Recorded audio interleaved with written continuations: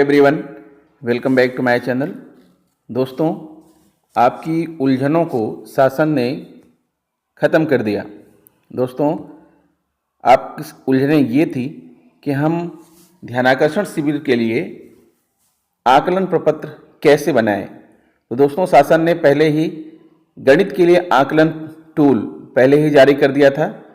अब शासन ने भाषा के लिए भी आकलन टूल जारी कर दिया है।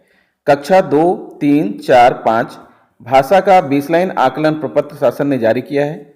मैं आपको इस वीडियो में दिखाने चल रहा हूं कि कक्षा 2, 3, 4, 5 भाषा का बेसलाइन आकलन आप कैसे करेंगे और फिर आकलन के पश्चात शासन ने यह भी जारी किया है कि कैसे आप कक्षाओं का आयोजन करेंगे, उसका भी वीडियो में बनाऊंगा। लेकिन इस वीडियो में मैं पहले आपको बताने चल रहा हूं कि आप भाषा का बेसलाइन आकलन कैसे करेंगे। हाँ, तो दोस्तों, आप यहाँ देख पा रहे हैं लिखा हुआ है बेसलाइन आकलन। कार्यक्रम के प्रारंभ में शून्य सप्ताह के दौरान कक्षा 2 और 3 के सभी बच्चों का आकलन किया जाएगा। इस आकलन के द्वारा शिक्षक बच्चों के वास्तविक अधिगम स्तर को जान पाएंगे। वास्तविक अधिगम स्तर की जानकारी के बाद ही एक बेहतर शिक्षण योजना बनाई जाएगी। बेसलाइन आकलन के लिए निम्न प्रक्रियाओं का पालन करना होगा। कक्षा 2 और 3 के बच्चे का आकलन मुख्य रूप से शब्द पहचान पर आधारित होगा। आकलन के लिए एक जांच प्रपत्र तैयार किया गया है। इसमें कुल 20 शब्द हैं। ये शब्द कक्षा 1 के अधिगम स्तर के सरल शब्द हैं। इन शब्दों के चयन में बच्चों के स्तर का ध्यान रखा गया है। इस आकलन के आधार पर बच्चों के डिकोडिंग स्तर का निर्धारण किया जाएगा। कक्षा 2, 3 के सभी बच्चों का आकलन दिए गए टूल का उपयोग करके किया जाएगा। स्तर निर्धारण हेतु डिकोडिंग कार्य को आधार माना गया है। स्तर 1 के बच्चों के साथ वर्ण, मात्रा व शब्द पहचान पर व्यवस्थित रूप से कार्य होगा। स्तर 2 के बच्चों के साथ शब्द और वाक्य पर व्यवस्थित रूप से कार्य होगा। फिर बेसलाइन आकलन कैसे करना है। इस आकलन के लिए बच्चों को सहज बनाना जरूरी है। आप बच्चों का सीधे आकलन ना करें। प्रत्येक बच्चे के साथ थोड़ी बातचीत कर उसे सहज महसूस करवाएं। बेसलाइन आकलन के लिए आपको प्रपत्र दिए गए हैं। शब्द पठन कार्ड, बच्चों से शब्द पढ़वाएं। इस संदर्शिका के आखिरी पृष्ठ पर भी पढ़ने के लिए शब्द पठन कार्ड दिया गया है। आप इसे फाड़ कर रख लें और आकलन के दौरान बच्चों को पढ़ने के लिए दें। फिर स्कोरिंग प्रपत्र, अगले पृष्ठ पर स्कोरिंग प्रपत्र है। इस प्रपत्र में प्रत्येक बच्चे का प्रत्येक शब्द के अनुसार सही गलत लिखें। बेसलाइन आकलन के लिए दिए गए शब्द पठन कार्ड से बच्चे को शब्द पढ़ने को कहें। बच्चे कार्ड से पढ़ेंगे, आप स्कोरिंग प्रपत्र में नोट करेंगे। शब्द कार्ड और स्कोरिंग प्रपत्र में एक ही तालिका है। सीधे पठन कार्ड से जांचने से पूर्व बच्चों को बॉक्स में दिए गए शब्दों कल, नाम, ताला को पढ़कर बताएं कि उन्हें किस तरह पढ़ना है। किसी शब्द को पूरा एक साथ पढ़ना सही माना जाएगा। शब्द के सिर्फ अक्षरों को पहचानना शब्द पठन नहीं माना जाएगा। सही पढ़े गए शब्द के नीचे 1 लिखें। जब बच्चा कोई गलत शब्द पढ़े तो उस शब्द के नीचे 0 का निशान लगा दें। अगर बच्चा किसी शब्द पर 5 सेकंड से ज़्यादा देर तक अटक जाता है तो उसे आगे के शब्द पढ़ने को कहें। अटके शब्द को गलत मानें।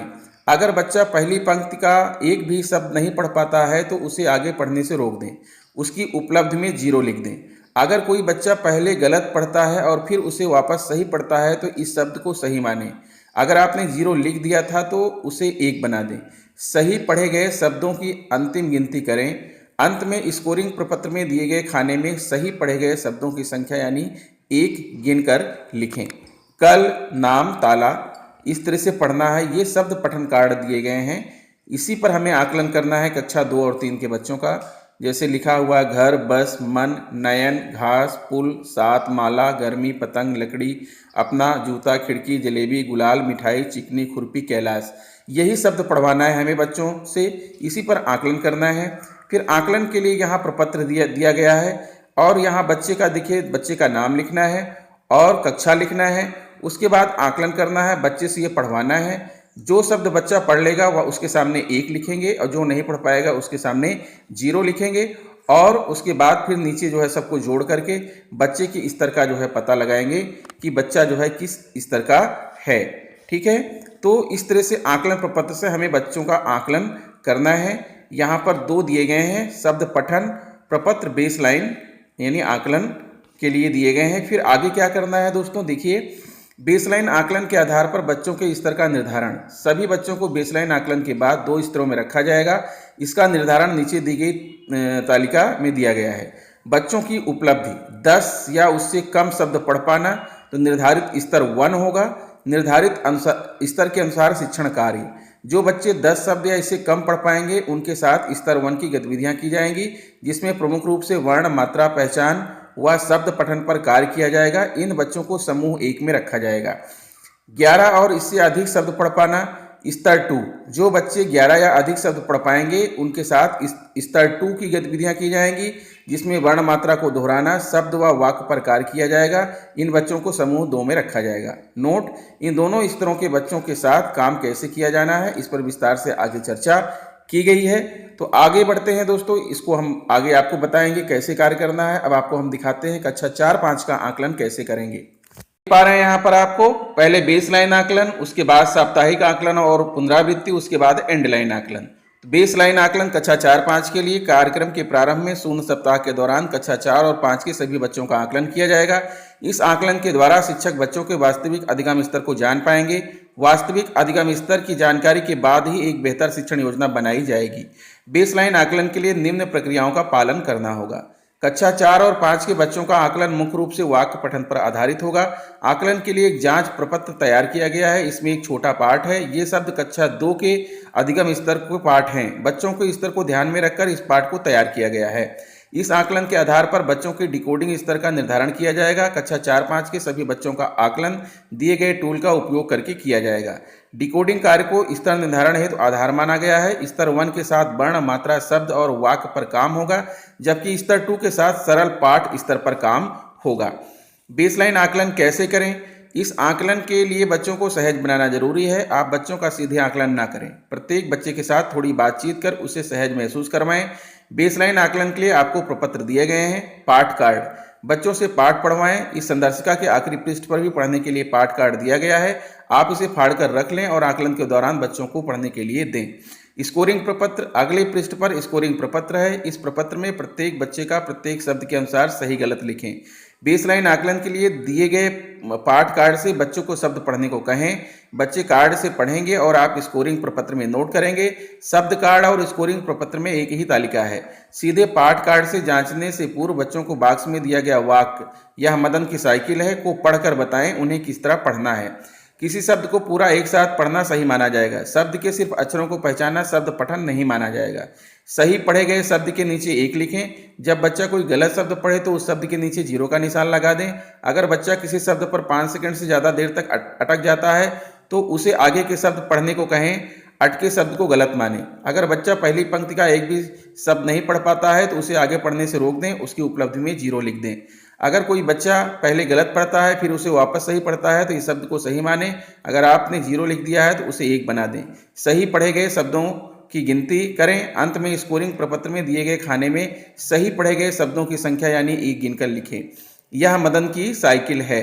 अब ये पाठ कार्ड है, इसे ही आपको बच्चों से पढ़वाना है। कक्षा 4 और 5 के बच्चों के लिए रोहित के घर के सामने एक बगीचा था, उसमें कई पेड़ लगे थे। रोहित रोज बगीचे में खेलने जाता था। उसके दोस्त भी खेलने आते थे, वह फुटबॉल खेलते थे। ठीक है। एंड लाइन के लिए नोट, सबसे पहले बच्चों के नामों को उसी क्रम में लिख कर रख लें जैसा आपने बेस लाइन में रखा था। अगर आपने सुमन को 5वें क्रम पर आकलन किया है तो एंड लाइन में भी उसी क्रम पर उसका नाम लिखें। आकलन की बाकी प्रक्रिया बेस लाइन की ही तरह होगी। उसके बाद दोस्तों ये आकलन प्रपत्र दिया गया है और इसमें भी वही चीज़ें लिखी गई हैं। इसको बच्चे को जो है पढ़वाना है और पढ़वा करके प्रत्येक शब्द को ध्यान देना है। अगर बच्चा पढ़ रहा है तो आप जो है 1 मार्क्स देंगे, नहीं पढ़ पा रहा है तो 0 मार्क्स आप यहाँ पर देंगे। और उसके बाद आकलन करने के बाद ग्रुप कैसे बनेगा ये भी देख लीजिए। आकलन के बाद बच्चों का स्तर निर्धारण कैसे करें? सभी बच्चों के आकलन के बाद उसकी उपलब्धि के अनुसार 2 स्तरों में रखना है। स्तर के अनुसार उन्हें 2 समूहों में रखा जाएगा। स्तर निर्धारण के लिए नीचे दी गई तालिका देखें।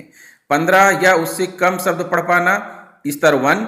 जो बच्चे 15 या इससे कम पढ़ पाएंगे उनके साथ स्तर 1 की गतिविधियां की जाएंगी, जिसमें प्रमुख रूप से वर्ण, मात्रा, दोहरान, शब्द पठन और वाक्य पठन पर कार्य किया जाएगा। इन बच्चों को समूह 1 में रखा जाएगा। 16 और इससे अधिक शब्द पहचान पाना स्तर 2 में रखेंगे। जो बच्चे 16 या अधिक शब्द पहचान पाएंगे उनके साथ स्तर 2 की गतिविधियां की जाएंगी, जिनमें मुख्य रूप से सरल पाठ पर कार्य किया जाएगा। इन बच्चों को समूह 2 में रखा जाएगा। उपर्युक्त विवरण के आधार पर स्कोरिंग प्रपत्र के अंतिम खाने स्तर के बच्चों की उपलब्धि का स्तर लिखें। स्तर निर्धारण आपके लिए कक्षा में उपचारात्मक डिकोडिंग शिक्षण की तैयारी का पहला कदम है। तो दोस्तों, इस प्रक्रिया को आप फिर से समझ सकते हैं। आकलन के पाठ कार्ड पढ़वाना, स्कोरिंग प्रपत्र में अंक दर्ज करना, स्कोरिंग प्रपत्र में उपलब्धि का स्तर दर्ज करना, समूह निर्धारण और समूह के अनुसार जो है शिक्षण कार्य करना।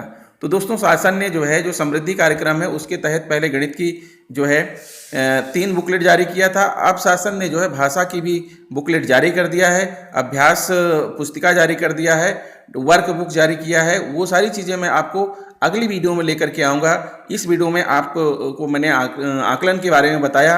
आशा करता हूँ कि वीडियो आपको अच्छी लगी होगी। अगर वीडियो अच्छी लगी है तो प्लीज़ चैनल को सब्सक्राइब कर लीजिए, ताकि बाकी वीडियोज़ जब मैं आप इस चैनल पर डालूँ तो आपके पास सीधे पहुँच जाए और आपको उसका नोटिफिकेशन मिल सके। तो मिलता हूँ आपसे नेक्स्ट वीडियो में। नमस्कार।